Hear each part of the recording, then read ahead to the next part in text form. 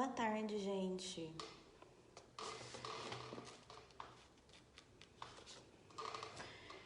Vocês estão me ouvindo direitinho, me vendo direitinho?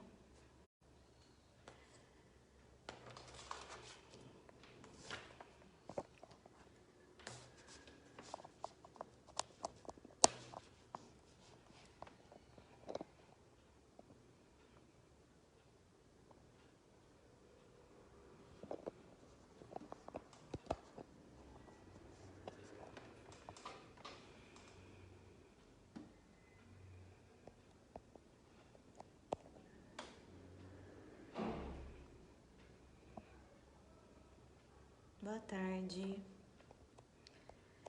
Vera, Maria, Edamara. Boa tarde, pessoal que tá entrando. A gente vai só esperar alguns minutinhos pra gente poder começar. Esperar o pessoal chegar, se organizar aí. Vou ter que ficar segurando meu celular porque o carregador tá conectado nele. Senão ele vai acabar a bateria.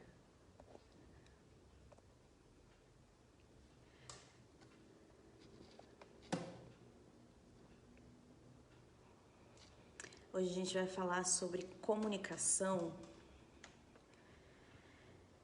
que por vezes acaba sendo um problema nas relações e acaba gerando muito mal-entendido, muitas brigas que poderiam ter sido resolvidas com diálogo, né?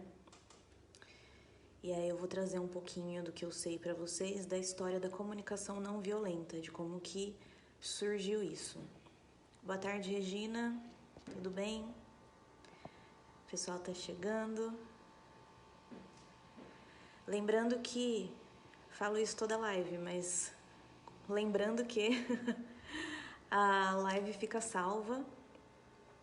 Então, quem não conseguir ficar até o final ou quem chegar depois consegue assistir essa live inteira depois. Fica salva aqui, se eu não me engano, no YouTube, no canal do YouTube da Sojures. E aí vocês podem assistir a hora que vocês quiserem. Se alguém precisar ir sair mais cedo e perder um pedacinho. Certo? Então eu queria começar trazendo algumas informações do que é comunicação não violenta, de onde surgiu isso, porque que tem se falado cada vez mais. Então a primeira coisa que não é uma coisa tão recente assim. Ela surgiu mais ou menos na década de 60, com o Marshall Rosenberg. Anotei o nome dele para não esquecer. E tem um livro, aliás, para quem se interessar pelo tema, tem um livro que chama Comunicação Não Violenta, do próprio Marshall, que é o criador dessa ferramenta. Então, ela surgiu ali no começo dos anos 60, lá nos Estados Unidos, quando estava tendo um movimento muito grande a favor dos direitos civis e contra a segregação racial.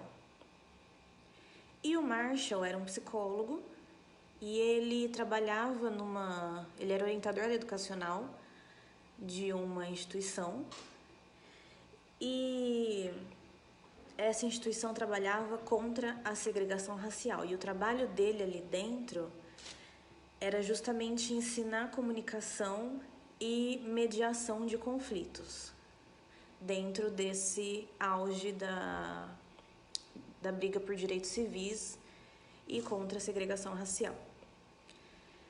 E ali ele começou a criar essa teoria dele, que hoje a gente chama de comunicação não violenta. Ela é apelidada por CNV, pra gente não ficar falando comunicação não violenta, porque é muito comprido. Então, às vezes eu vou falar CNV aqui, vocês sabem que eu tô falando de comunicação não violenta, ok? Então, é uma ferramenta voltada para aprimorar as relações interpessoais. Ela melhora a nossa forma de se fazer entender e também de entender o que o outro está falando, certo? Então, é uma ferramenta que a gente pode usar para estabelecer uma conexão melhor com nós mesmos e com o outro indivíduo com quem a gente está conversando. Tem uma coisa que eu sempre falo para os meus pacientes, que quando você vai para um diálogo, você tem que estar disposto a perder. Por que perder? Porque a gente tem que estar disposto a ouvir coisas que a gente não tá pronto, ou que a gente não vai gostar. Então não é simplesmente chegar lá nessa conversa e sair falando tudo o que você quiser, achando que você não vai ouvir nada da outra pessoa também. Então eu sempre falo para os meus pacientes, você quer conversar? Tudo bem. Mas você tá pronto para ouvir o que a outra pessoa tem para falar para você? Porque a comunicação violenta, apesar dela ter surgido nos anos 60, a gente fala mais dela hoje em dia, só que eu acho que ela é muito pouco falada ainda. Tá começando agora, a gente pode aproveitar muito mais disso, pode tirar muito proveito disso, mas acho que ela ainda é um bebê nesse mundo que a gente vive. Então, quando a gente vai conversar com uma pessoa, a gente tem que se fazer entender e compreender o que o outro está querendo nos dizer também. Para isso, a comunicação não violenta, ela traz algumas ferramentas para a gente poder usar isso na prática. Porque não é simplesmente você acordar um dia e você já está sabendo se comunicar direitinho. A gente tem muito hábito de sempre ir na defensiva, de sempre atacar outra pessoa. Então, como é um hábito, é muito difícil de ser desfeito esse hábito. Então, é um exercício, exige esforço sim, não é fácil. E aí, vai de cada um ver se consegue aplicar na sua rotina. Mas tem que ter calma e paciência, porque a gente tem o hábito sim de querer que o outro adivinhe o que a gente está falando, de ficar interpretando o que o outro está falando, de ficar falando meio jogando indireta para o outro entender e esperando isso que o outro entenda. E o outro não entende, a gente fica bravo. Mas a gente queria que ele adivinhasse. Ninguém tem bola de cristal, nem psicólogo. Queria deixar avisado aqui que eu também não tenho minha bola de cristal, eu não sei o que você está querendo dizer. Então, para se fazer entender, use as suas palavras. Eu também falo para os meus pacientes, muitos pacientes adolescentes, eles têm dificuldade de falar. Então, quando pergunto alguma coisa, eles falam muito, não sei. Sei lá. Ou rola muito, tipo, tal, coisa assim. E eu sempre reforço, use as palavras, use o seu vocabulário, você sabe falar, tenta. Então, isso vale para os adultos também. Use as palavras que vocês têm, o vocabulário que vocês têm e formem frases. Não adianta querer se comunicar por indireta, por alfinetada, que não vai rolar e aí vai ser mais uma relação destruída, que poderia ter sido resolvida na base da conversa. Então, a comunicação não violenta, ela traz tipos de escuta, porque além da gente falar, a gente também precisa ouvir. Tô vendo um pessoal que tá chegando aí agora. Sejam bem-vindos. Tô segurando meu celular porque tá carregando. Então não é só falar, é também ouvir o que o outro tá te falando. E aí existem, dentro dessa teoria... Boa tarde, Luzia, tudo bem? Bem-vinda. Dentro dessa teoria, o Marshall ele traz pra gente 6 tipos de escuta. Escuta é a forma como a gente ouve, certo? Então, a gente tem, primeiro, a escuta intervencionista, que, como o próprio nome diz, é aquela que quando você vai conversar com uma pessoa, ela tá sempre te interrompendo. Ela tem dificuldade de manejar o silêncio dela e de deixar você falar na sua vez de falar. Então, ela tá sempre te cortando. Com justificativa, com opiniões, com julgamento. Então, você tá tentando falar, ela fala, mas aquela vez que você... Então, ela fica te cortando, ela não tá ouvindo o que você tá falando. Então, a gente pode falar que a escuta, nesse caso, é muito entre aspas. Porque ela realmente não tá ouvindo o que você tá falando, ela só tá te interrompendo e querendo ela falar. Então, esse é o primeiro tipo, que é a escuta intervencionista. Temos a escuta narcisista, que o nome também fala muito, que é a pessoa que está mais voltada para si. Então, ela está mais preocupada em colocar os argumentos dela, mostrar o ponto de vista dela, ela falar, ela dar a opinião dela. Também tem dificuldade de deixar com que a outra pessoa fale. De novo, uma escuta entre aspas. Temos a escuta surda, um paradoxo, né? Que a pessoa ela já prepara a resposta sem ouvir o que o outro está falando. Então, boa tarde. Minha mãe acabou de entrar. Então, a escuta surda, a pessoa ela não está ouvindo de fato. Ela só tá na cabeça dela ali pensando já na resposta que ela vai dar e ela não tá ouvindo nem o que você tá falando. Então, às vezes ela fala uma coisa que não tem nada a ver com o que a outra pessoa está falando. Porque, de fato, ela não está ouvindo. Mas uma escuta que não se caracteriza escuta de fato, né? Temos a escuta julgadora. Também o nome fala muito que são aquelas pessoas que acham que têm o direito de julgar, de apontar, de colocar juízo de valor na manifestação, no que o outro está falando, que tem o direito de criticar a outra pessoa enquanto ela está falando. Temos a escuta impaciente, que é aquela pessoa que tem pressa, ou que quer acabar logo com a discussão, ou que quer falar logo, ou que fica, tá, já sei. Tá, você já falou isso. E aí? Que também não é uma escuta legal. E aí a gente tem a principal escuta da comunicação não violenta, que é a escuta ativa. E ela é muito importante, principalmente pra gente que é psicólogo, que trabalha na clínica. Por quê?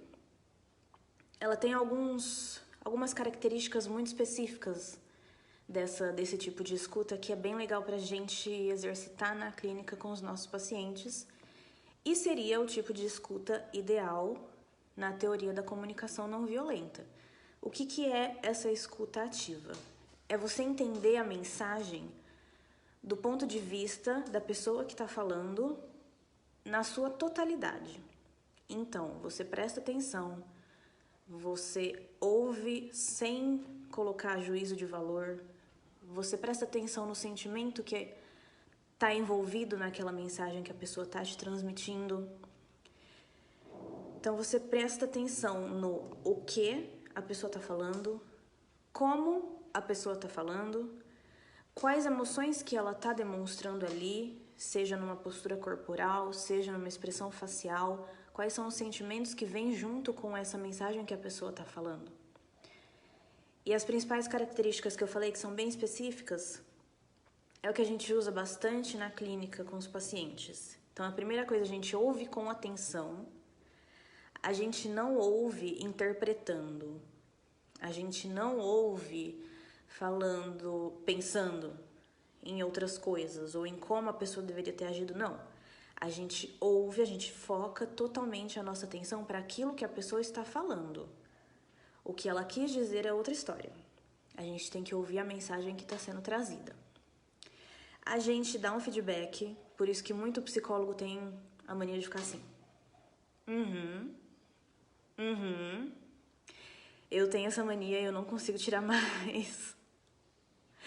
Porque é uma forma de feedback da gente mostrar para a pessoa que a gente está prestando atenção. Então, a gente acena com a cabeça, a gente faz algumas expressões. Então, a gente dá esse retorno para avisar, olha, estou te ouvindo, pode continuar falando. A gente confirma se compreendeu corretamente, essa é muito legal. Por quê? Tem uma abordagem na psicologia que uma das técnicas é espelhar a fala do paciente.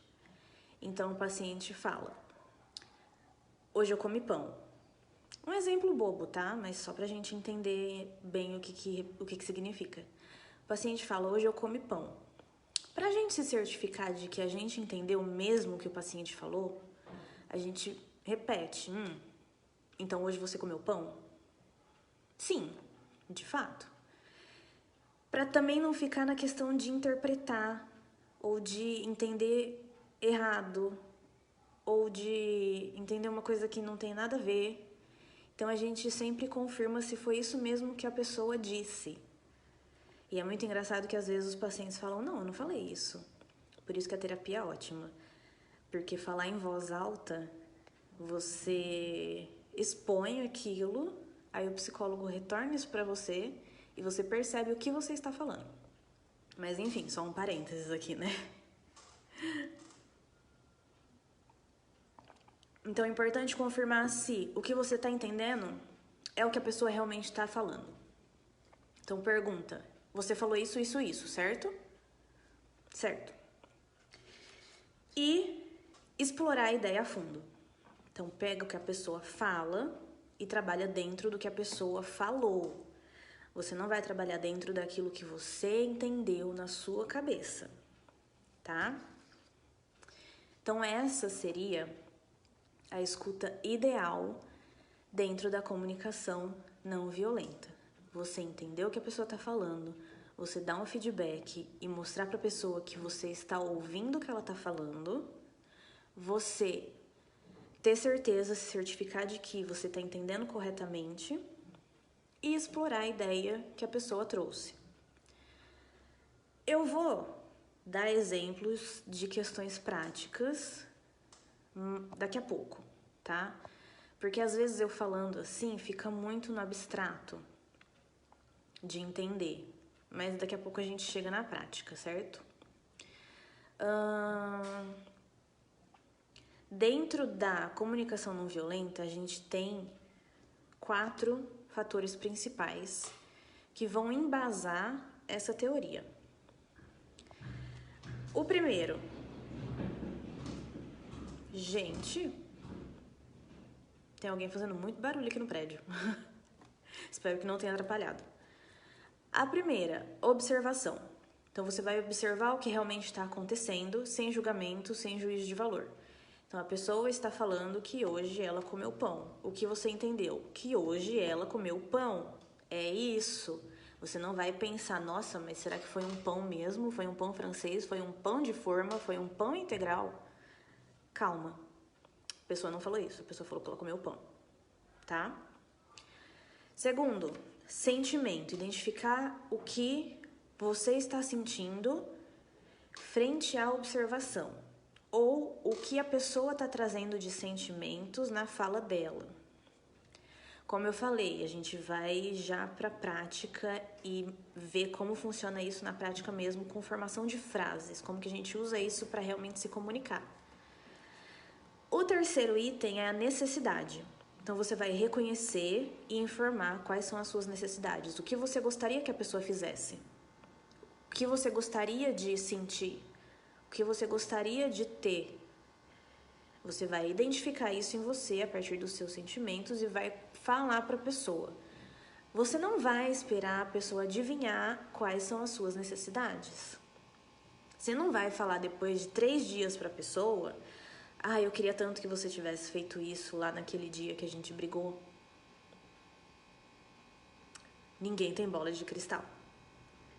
Se você não falar as suas necessidades para a pessoa não vai saber, ela não vai adivinhar ou ela vai interpretar errado. E aí vai gerar uma outra briga, porque não foi isso que eu falei, você que entendeu dessa forma, e aí é outro conflito. O número 4, então o número 3 foi necessidade, o número 4 é o pedido. Então, eu gostaria que você fosse mais dessa forma. Você vai pedir gentilmente para a pessoa, com base na sua necessidade. Vamos pensar em prática. Tô vendo quem tá aqui.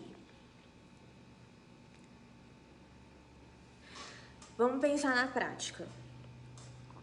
Coisas que a gente não pode fazer. A gente não pode nunca ir conversar com outra pessoa já estando na defensiva, já com o discurso pronto da bronca que a gente vai dar. Quando eu falo não pode, gente, é porque não é o ideal, tá? Não é que não pode, nossa. Mas não é o ideal.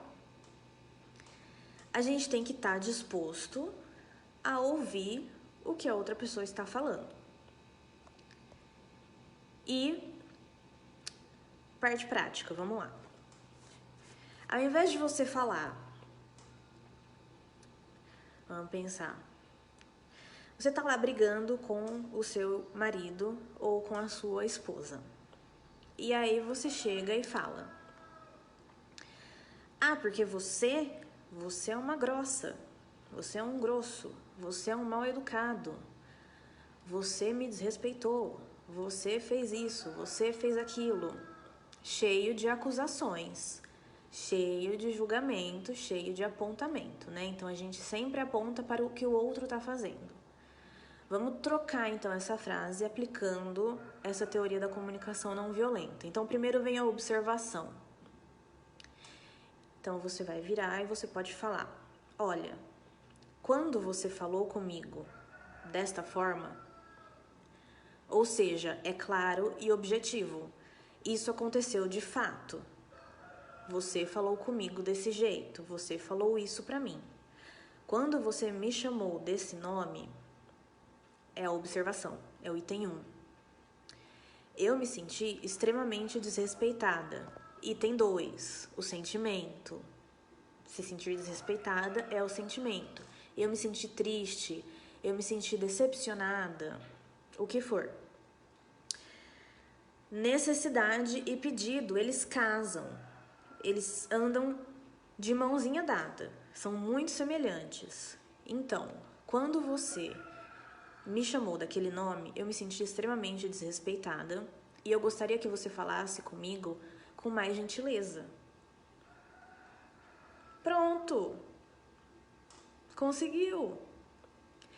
Ai, Thaísa, toda vez que eu for discutir, que eu tiver bravo, eu vou ter que fazer esse exercício? Não. Mas você precisa ter autoconhecimento suficiente para saber se naquela hora você está em condições de ter esse tipo de discussão ou não. Então você pode simplesmente naquela hora reconhecer que você não consegue falar quando você está com raiva. Tem uma frase muito boa, aliás, que eu anotei aqui porque eu descobri que assim, eu sigo ela na minha vida e eu nem sabia. Que é: se você não puder falar com respeito e amor, espere até que possa. Então, se naquela hora você não está em condições de fazer esse exercício, de colocar a sua opinião, o seu sentimento de maneira respeitosa, não faça. Não vai fazer de qualquer jeito, não solta os cachorros em cima da pessoa. Espera até o momento que você vai se acalmar, vai conseguir pensar com maior clareza, e aí depois você consegue se comunicar melhor. Quando a gente está com raiva, quando a gente está bravo, é muito difícil a gente conseguir pensar racionalmente. A gente coloca muito do nosso sentimento na nossa fala. E geralmente esse sentimento ele vem em forma de ataque. Então a gente ataca a outra pessoa. E aí vira uma troca de ataques, de alfinetadas, que é onde surgem as brigas. Então, se naquela hora você não tem condições de conversar, sai de cena, se retira, explica isso pra pessoa, porque senão a pessoa vai achar que você tá ignorando ela e aí vai ser uma outra briga. Ser humano é complicado, gente. Vocês acham que é fácil? Pra entender, vixe. Mas explica pra pessoa: olha, não consigo conversar sobre isso agora. Estou me sentindo mal, estou me sentindo triste, estou me sentindo com raiva. A gente poderia conversar depois, que eu acho que vai ser melhor? Simples. A gente não precisa o tempo todo ficar atacando, ou se defendendo, sempre na defensiva. A gente pode falar de uma forma clara e objetiva para as outras pessoas entenderem. Deixa eu ver quem tá chegando. Júnia, obrigada. Obrigada por estar aqui hoje, pessoal que tá chegando. Onde que eu posso utilizar a comunicação não violenta? Eu posso utilizar em todos os lugares? Sim, posso. Você pode utilizar com seu companheiro ou sua companheira. Você pode utilizar com seus filhos, você pode utilizar com seus pais, você pode utilizar no seu trabalho, dentro da sua empresa, numa roda de amigos, em todos os lugares. É completamente aplicável em qualquer situação. Vamos pensar no contexto com filhos. Seu filho fez bagunça. Vamos pensar que seu filho fez arte na escola e a escola te ligou para falar que ele foi suspenso. Você vai chegar lá soltando fogo pelas ventas, né? Como eu falei, se tiver com muita raiva, espera passar. Espera um pouco. Não trata o seu filho sem educação, porque senão ele vai repetir isso na escola e com outras pessoas. Então, ao invés de você chegar e apontar o erro dele, ele já sabe que ele errou. Nesse exemplo, ele já sabe que ele tá errado, ele já recebeu a punição na escola, então você não precisa ficar falando o tempo todo que ele tá errado, que o que ele fez foi feio, que onde já se viu, que não foi assim que eu te eduquei. Não precisa. Você pode falar, olha, não gostei do que você fez, fiquei sim triste, fiquei sim decepcionada, acho que você poderia ter agido de uma forma melhor nessa hora. Inclusive com criança, a gente pode trabalhar também contextos, outros contextos. Então, perguntar para a criança, o que você poderia ter feito de diferente naquele momento? O que você poderia ter feito de melhor naquela hora? Porque o que você fez não foi legal. E explorar a ideia. E quando a criança falar, deixa a criança falar. A criança tem que ser ouvida também. Tenha uma escuta ativa. Então, mostre para ela que você está ouvindo. Certifique-se de que você compreendeu o que ela está te falando. E explora melhor a ideia, que é essa sugestão de explorar outros contextos, o que ela poderia ter feito naquele momento de melhor, assim. Em relacionamentos, podemos usar também. Porque senão a gente cria muitas falhas de comunicação. Comunicação é uma coisa que é muito sensível, então uma coisinha muito pequena pode explodir, pode interferir significativamente naquela relação interpessoal. Então, comunicação é uma coisa frágil, que a gente precisa tomar muito cuidado com o que a gente está falando e como a gente está falando.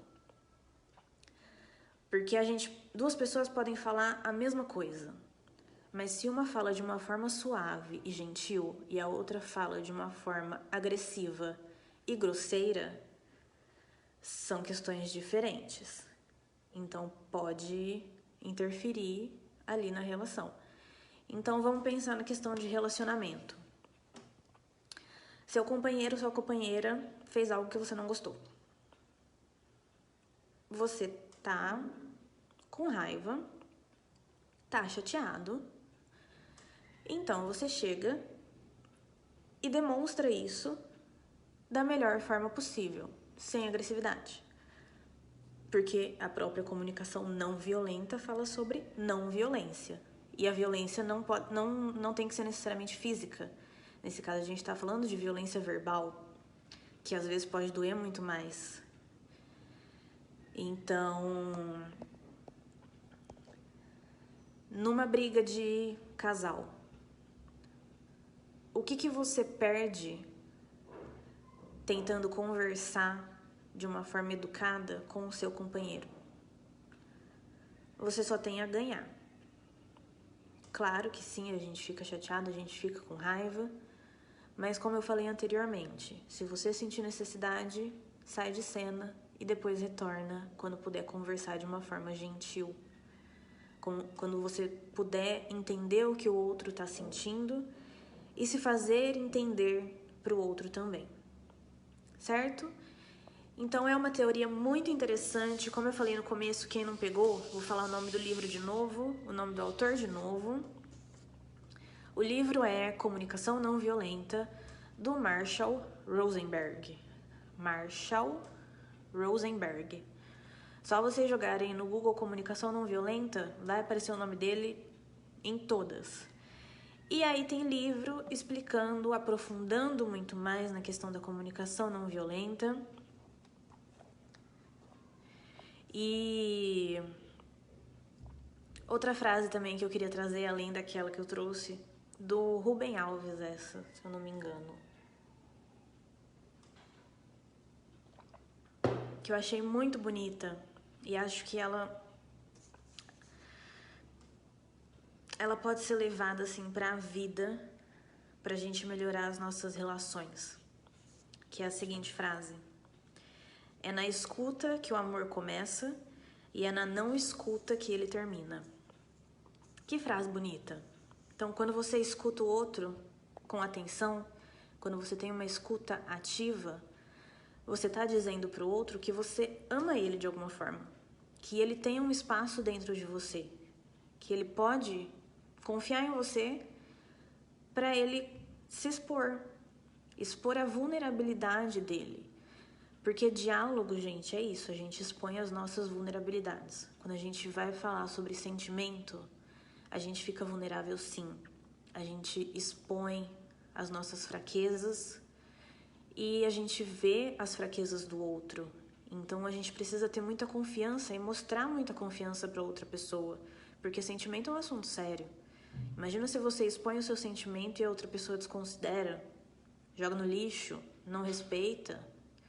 Então, quando a gente fala de sentimento, a gente precisa ter sim um certo carinho, uma gentileza para tratar com o sentimento do outro, porque não é uma simples brincadeira. Então, quando você ouve o outro, é uma forma de você dizer que você se importa. A Edilene tá falando, tem que saber com quem falar, não falar para qualquer um. Acho que isso entra numa outra questão, em quem você confia ou não. Não é isso, Edilene, que você tá querendo dizer? Mas, de fato, tem gente que não tá nessa... Como que eu posso dizer? Na mesma vibe que a gente. Então, às vezes, a gente quer contar pra pessoa, a gente confia na pessoa, a gente quer falar pra ela de uma coisa ruim que aconteceu com a gente, ou uma coisa boa, pode ser também. E a pessoa, ela não tá a fim de ouvir. Ela não tá pronta pra isso. Ela não tem recurso interno, eu tô querendo dizer, pra isso. Então, acho que é isso que a Edilene quis dizer. Pra quem que a gente vai contar as nossas coisas, com quem que a gente vai conversar. Mas dessa forma, eu acredito que ajuda bastante a gente a conversar com várias pessoas. Não vou falar qualquer pessoa, porque eu não conheço todas as pessoas do mundo. Então, é difícil de falar. Mas a gente vai levando isso para as pessoas também. Principalmente as pessoas que convivem com a gente. E aí a gente entra também na questão, a gente pode até explorar isso, a questão da quarentena. Que eu falei lá nas primeiras lives, quem tava lembra, sobre convívio familiar. Vocês lembram disso? Falei sobre convívio familiar e se comunicar com os outros. Então, quando você começa a mudar, as pessoas ao seu redor mudam também. Então, não precisa ser bateu, levou, sabe?